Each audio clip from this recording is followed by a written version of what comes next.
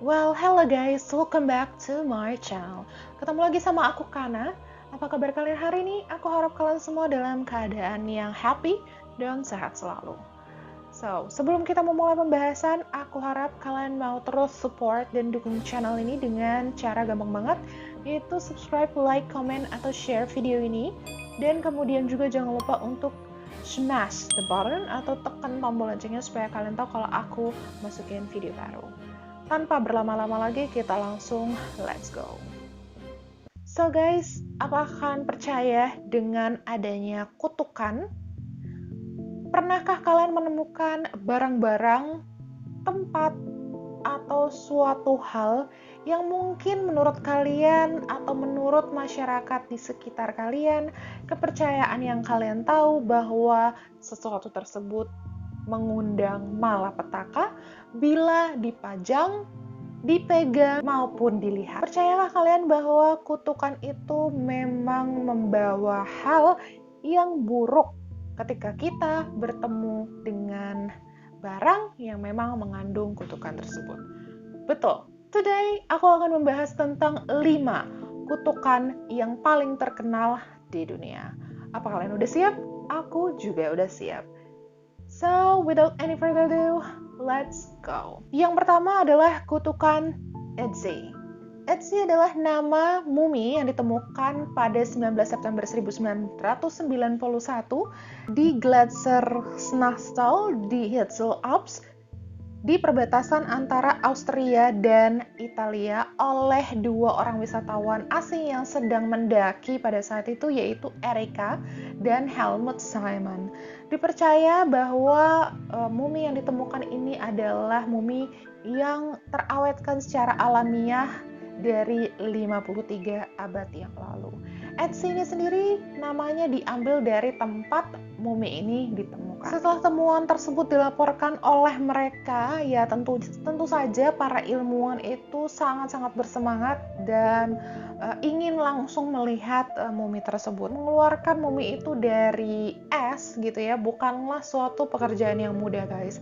Karena cuaca buruk, belum lagi tempat yang tidak memungkinkan, dan alat-alatnya juga sangat susah untuk didapatkan masuk ke kawasan tersebut. Setelah 4 hari berusaha dengan susah payah mengeluarkan Ötzi ini, pada 23 September 1991, akhirnya mereka berhasil mengeluarkan Ötzi dari dalam bongkahan es gitu ya guys.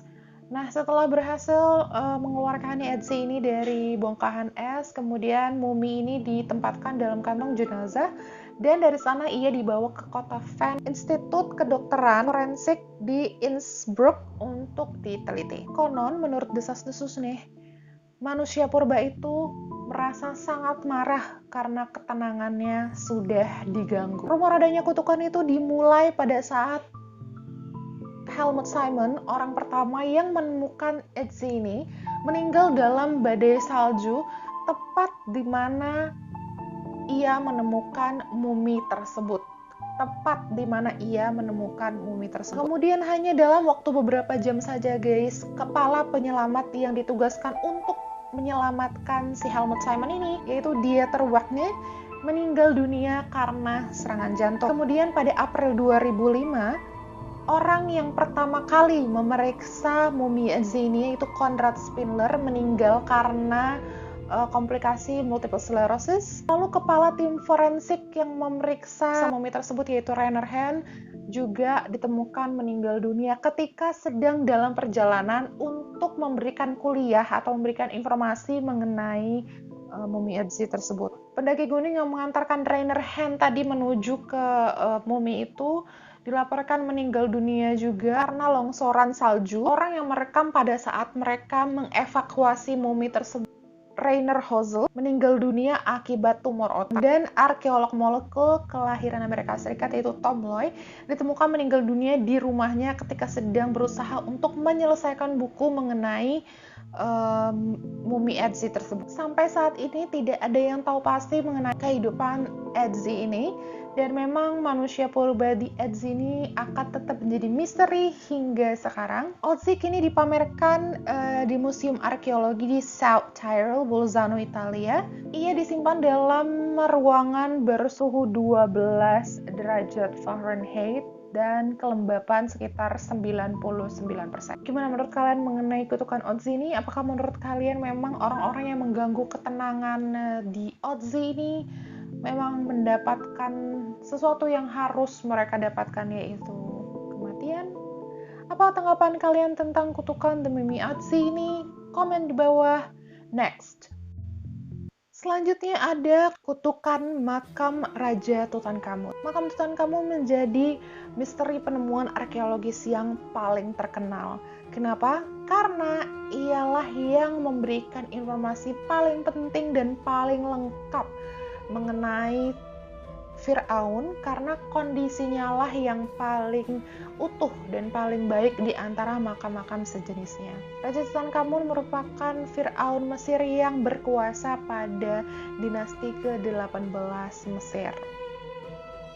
Makam Raja Tutankhamun ini ditemukan pada tahun 1922 di The King of Valley atau Lembah Para Raja di Luxor, Mesir.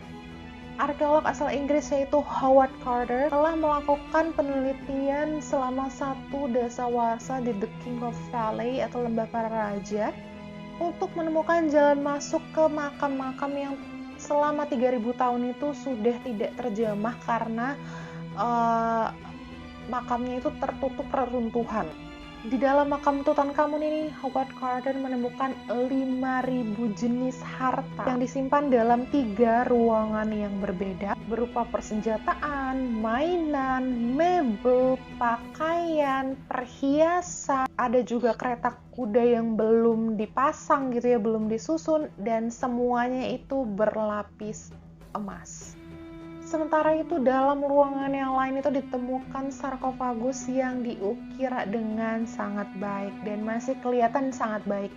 Sarkofagus tersebut terdiri dari 3 bagian peti mati gitu, seperti 3 susun peti mati, ada bagian terluar, bagian tengah, dan bagian terdalam. Nah, bagian terdalamnya ini dilapisi oleh emas murni, guys. Bagian terdalamnya ini merupakan peti mati yang dilapisi oleh emas murni, dan bagian inilah yang menyimpan jasad Tutankhamun. Jasadnya Tutankhamun itu dihiasi oleh penutup kepala dengan permata, lempengan emas di mana-mana, dan penuh dengan perhiasan lainnya gitu di badannya dia. Orang-orang Mesir percaya bahwa Fir'aun meletakkan kutukan di setiap makamnya mereka. Tentunya untuk melindungi harta mereka dari penjara-penjara. Sebuah pepatah Mesir mengatakan bahwa kira-kira artinya gini, maut tiba dengan sayapnya kepada orang-orang yang memasuki makam Fir'aun. Beberapa keganjilan memang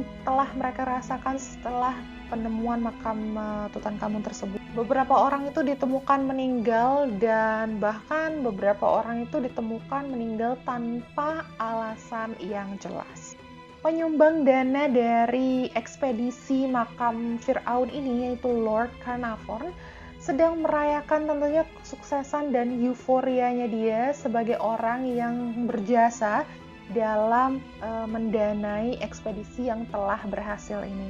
Ya, pastinya dia sangat sukses, sangat senang dan penuh dengan sukacita gitu ya kan, karena berhasil menemukan salah satu makam raja Mesir terdahulu yang penuh dengan harta karun di dalamnya. 5 April 1923, hanya 47 hari setelah dibukanya makam Raja Tutankhamun, Lord Carnarvon ini ditemukan meninggal di kamarnya, tepatnya di kamar hotelnya di Kairo, Mesir. Ada desas-desus yang mengatakan pada saat meninggalnya Lord Carnarvon itu, lampu-lampu di kota Kairo itu mendadak mati sejenak.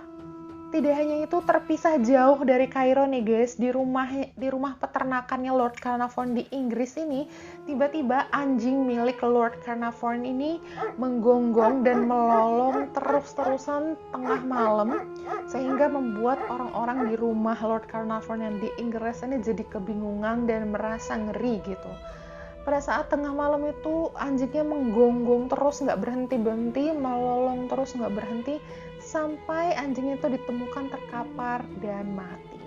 Beberapa bulan setelah kematian Lord Carnarvon, mumi Raja Mesir itu kemudian diperiksa nih guys. Nah, pada saat diperiksanya Raja Tutankhamun tersebut, mumi Firaun tersebut ya, ditemukan adanya bekas luka gigitan yang sama persis dengan luka gigitan yang ada pada pipinya Lord Carnarvon. Dia sama persis, lokasinya juga sama persis. Konon mereka-mereka yang hadir pada saat pembukaan makam Raja Tutankhamun pada Februari 1923 tersebut semuanya meninggal. Ada yang mengatakan bahwa 11 orang yang ikut menyaksikan pembukaan makam nih guys. 11 orang yang menyaksikan pembukaan makam mumi tersebut dikabarkan semuanya meninggal tanpa alasan yang jelas. Salimah Ikram adalah seorang pakar Mesir dari American University di Kairo mengatakan bahwa memang tembok Giza atau Saqqara itu memang ditulisi ancaman-ancaman seperti ancaman dikoyak buaya, digigit singa, dimakan harimau gitu, dan memang katanya Salimah Ikram itu merupakan ancaman-ancaman primitif gitu yang dibuat oleh orang-orang zaman dulu agar tidak ada orang-orang yang berani untuk melakukan kejahatan gitu. Lalu di mana sekarang Raja Tutankhamun itu sendiri berada setelah dilakukan penelitian dan pembukaan makam oleh orang-orang ini tadi? Jadi mumi dari Raja Tutankhamun ini sekarang dipajang di Luxor, Mesir. Gimana? Setelah mendengar kutukan dari mumi Raja Tutankhamun ini, berniatkah kalian untuk mengunjunginya dan melihat langsung bagaimana mumi ini ada dan seberapa utuhnya dia? Kalian boleh langsung datang ke Luxor, Mesir. So, gimana menurut kalian? Apakah memang orang-orang yang hadir dalam pembukaan makamnya Raja Tutankhamun ini mungkin memang semuanya meninggal dikarenakan kutukan Raja Tutankhamun? Memang orang-orang Mesir percaya kalau di semua makam Firaun itu memang diletakkan kutukan, karena memang biasanya di makam raja-raja Mesir itu terdapat hartanya dia gitu, emas, permata-permata, semuanya tuh dikuburkan ikut bersama dia. Jadi mungkin kutukan itu pertama mungkin dibuat untuk ya tidak ada penjara lainnya, atau mungkin kutukan itu benar-benar adanya seperti yang dirasakan oleh Lord Carnarvon. Bagaimana menurut kalian? Kalian boleh komen di bawah. Next, selanjutnya adalah kutukan Hope Diamond. Hope Diamond adalah sebuah berlian biru yang beratnya lebih dari 45 karat guys. Dilansir dari Life Science, berlian biru ini atau Hope Diamonds ini diperkirakan bernilai sekitar 350 juta US dollar atau sekitar 5,8 triliun rupiah. Cerita ini dimulai pada kurang lebih tahun 1900-an. Ada satu berlian yang dianggap oleh orang-orang itu akan membawa kesialan dan yang membuat orang-orang itu berpikir 2 kali, 3 kali, 4 kali, 10 kali untuk membeli berlian tersebut. Maka dari itu berlian ini dianggap terkutuk. Pada tahun 1990, Pierre Cartier, cucu pendiri dari perusahaan terkenal yaitu Cartier, membuka gerai Cartier di New York dan bersikeras bahwa Cartier itu harus tetap dalam jalurnya dan harus tetap dalam visi misi awalnya, bahwa yang namanya perusahaan Cartier itu harus tetap menjual berlian atau perhiasan dalam ukuran yang besar-besar gitu.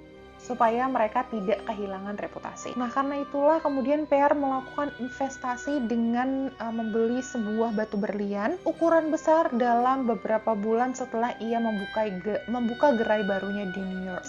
Desas-desusnya adalah batu ini sangat beresiko. Kenapa? Karena PR harus memastikan bahwa batu ini bisa terjual, karena kalau tidak, ia akan menderita kerugian yang sangat besar yang kemudian akan menghambat operasional perusahaannya gitu. Pierre membeli kalung berlian bernama Hope Diamond di Paris. Dulunya kalung ini bernama Tavernier Blue dan ditemukan pada abad ke-17 di India oleh ahli perhiasan asal Prancis yaitu Jean-Baptiste Tavernier seharga 500.000 franc. Atau setara dengan 36 miliar rupiah. Terus sekarang harganya 5,8 triliun. Kalung itu kemudian berpindah dari satu tangan ke tangan lain, dari toko perhiasan satu ke toko perhiasan yang lain. Mulai dari keluarga kerajaan Prancis dan Marie Antoinette yang kabarnya dipenggal karena korban dari kutukan Hope Diamond. Berlian itu kemudian hilang selama beberapa dekade, nggak tahu kemana, yang kemudian ditemukan oleh seseorang bernama Henry Thomas Hope yang kemudian makanya berlian itu diberi nama Hope Diamond. Setelah meninggalnya Hope, kemudian berlian ini kembali berpindah dari satu tangan ke tangan lainnya. Beberapa konspirasi pun dimulai bahwa orang-orang yang kemudian memiliki berlian atau Hope Diamond ini melakukan bunuh diri, ada yang kemudian dibunuh, ada yang melakukan investasi yang buruk sehingga kemudian keuangannya sangat-sangat bermasalah, dan hal-hal seperti itulah yang kemudian membuat Hope Diamond ini terkenal. Berikut ini adalah nama-nama orang yang kemudian dikabarkan ya desas-desusnya meninggal atau menjadi korban dari Hope Diamond ini. Yang pertama ada Jean-Baptiste Tavernier, yang pastinya kabarnya Tavernier itu menderita demam parah ya guys, tak lama setelah ia mencuri Hope Diamond. Jadi dikabarkan bahwa Tavernier ini ternyata mencuri Hope Diamond. Menurut sejumlah rumor, setelah ia meninggal, jasadnya itu dicabik-cabik oleh serigala. Namun berdasarkan laporan lain, ada juga laporan lain yang berkata bahwa Tavernier itu sebenarnya berumur panjang dan akhirnya meninggal pada umur 84 tahun. Nah, kemudian ada Raja Louis, Raja Prancis ya guys, itu membeli Hope Diamond dari Tavernier dan memotong ulang batu berharga itu pada 1673. Berlian itulah yang kemudian dikenal sebagai The Blue Diamond of the Crown atau The French Blue. Ia meninggal karena gangren dan seluruh anak-anaknya meninggal ketika masih kecil dan hanya tersisa satu orang aja. Yang ketiga adalah Nicolas Fouquet. Pria yang bekerja untuk Raja Louis itu dikabarkan telah memakai berlian tersebut saat mendatangi beberapa acara khusus. Tidak lama kemudian, ia kemudian kehilangan kepercayaan dari raja dan akhirnya dibuang dari Prancis. Louis pun menambah hukumannya dan Fouquet dipenjara seumur hidup. Yang keempat ada Marie Antoinette. Marie Antoinette adalah salah seorang perempuan yang sangat-sangat terkenal di dunia. Louis mewariskan berlian French Blue tersebut dan kemudian digunakan oleh Marie Antoinette. Sejumlah orang menyebut berlian itulah yang menyebabkan Mary mengalami nasib sial dan hidupnya harus berakhir saat lehernya ditebas dengan pisau guillotine. Namun hingga saat ini belum ditemukan bukti bahwa Mary pernah memakai French Blue atau Hope Diamond itu sendiri. Kemudian ada Evelyn Walsh Maclean. Evelyn merupakan ahli waris yang hidup diliputi kemewahan. Ia pun membeli berlian itu dan mengenakannya dengan bangga. Bahkan ada cerita yang menyebut bahwa dirinya memakaikan permata itu ke anjing kesayangannya.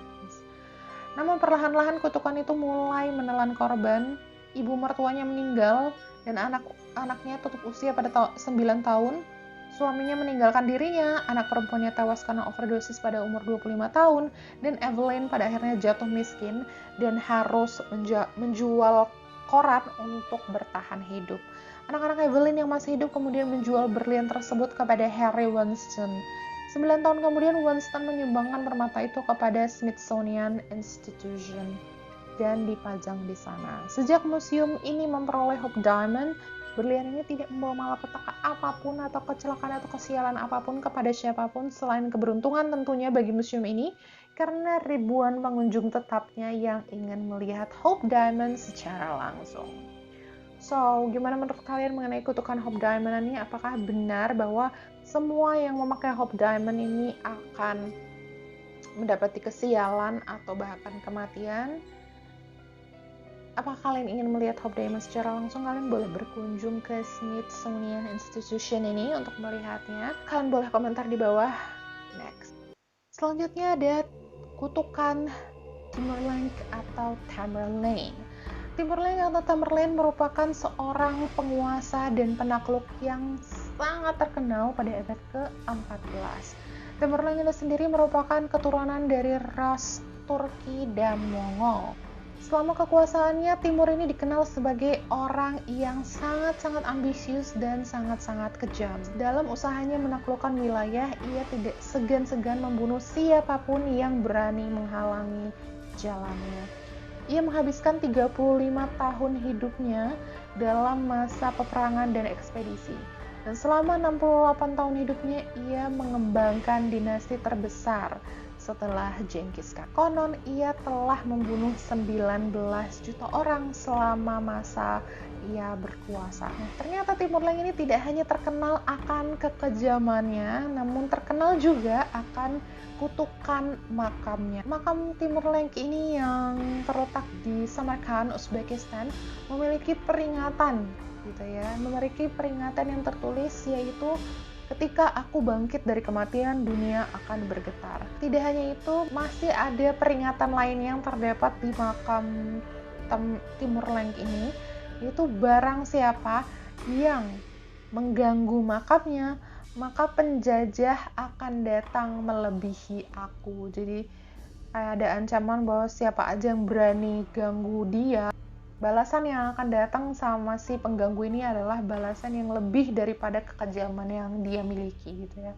Pada Juni 1941, seorang antropolog asal Soviet yaitu Mikhail Gerasimov menggali makam Timur, mengambil tengkoraknya dan mengirimnya ke Moskow untuk diteliti. Meskipun ia sudah diperingatin ya sama orang-orang sekitar situ, diperingatin juga oleh masyarakat bahwa makam itu tidak boleh diganggu, tidak boleh diotak-atik, nggak boleh apalagi diambil tengkoraknya, tapi tetap aja nama juga peneliti ya, jadi pengen memeriksa sesuatu yang baru mereka temukan, tetap aja dengan tidak memperdulikan saran dari orang-orang di sekitar situ, dia tetap mengambil tengkoraknya Timur dan kemudian mengirimnya ke Moskow.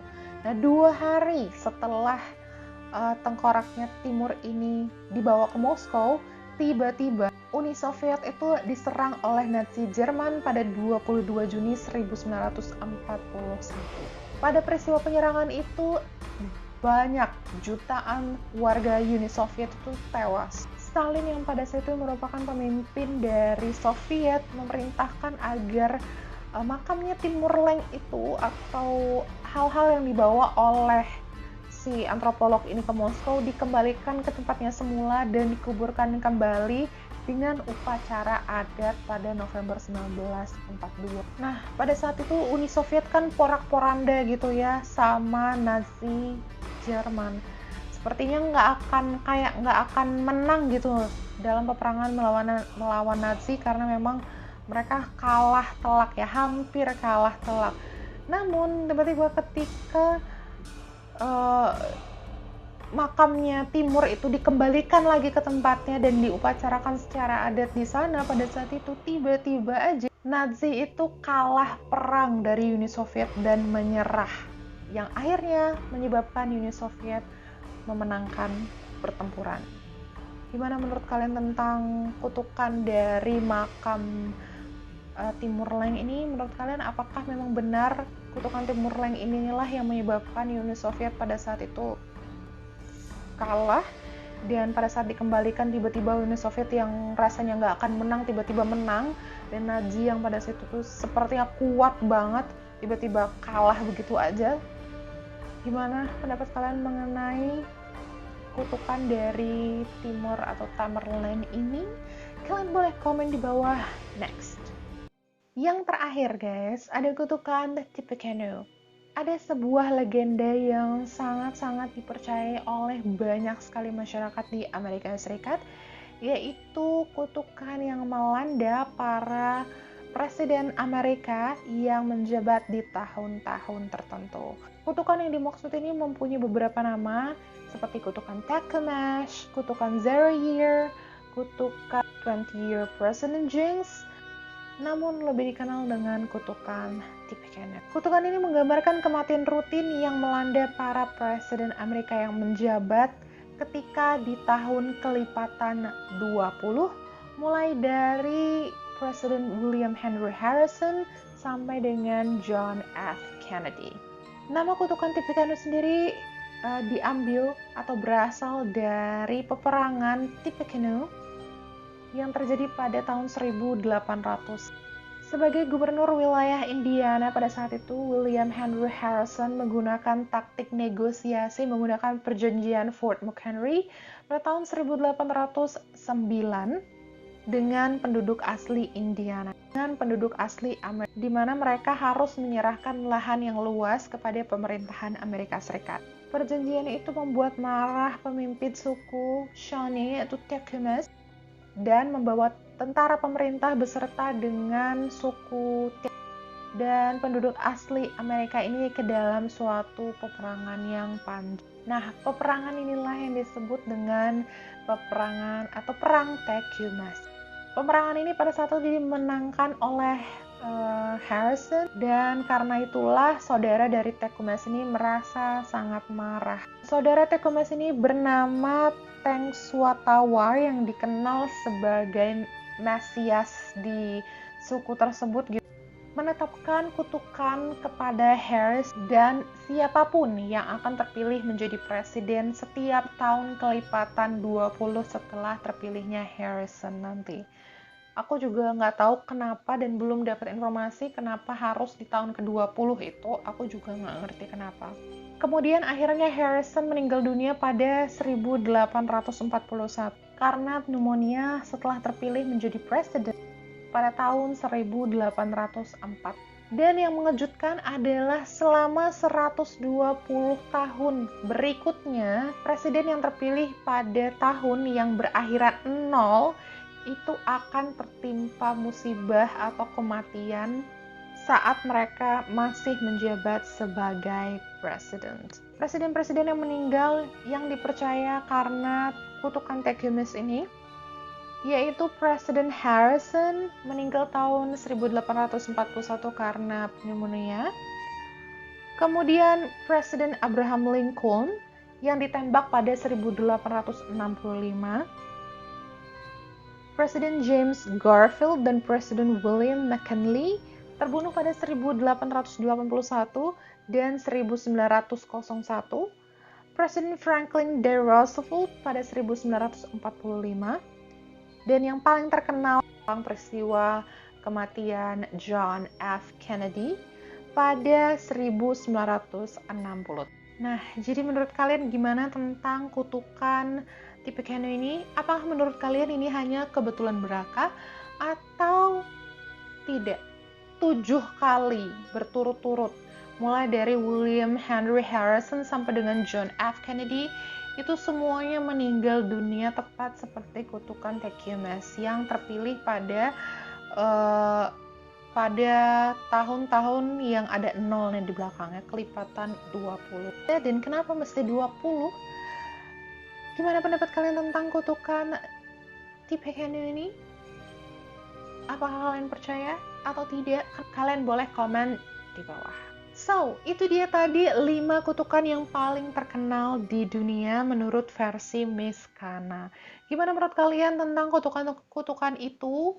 Apakah kalian percaya dengan kutukan-kutukan yang terjadi di 5 kasus tadi?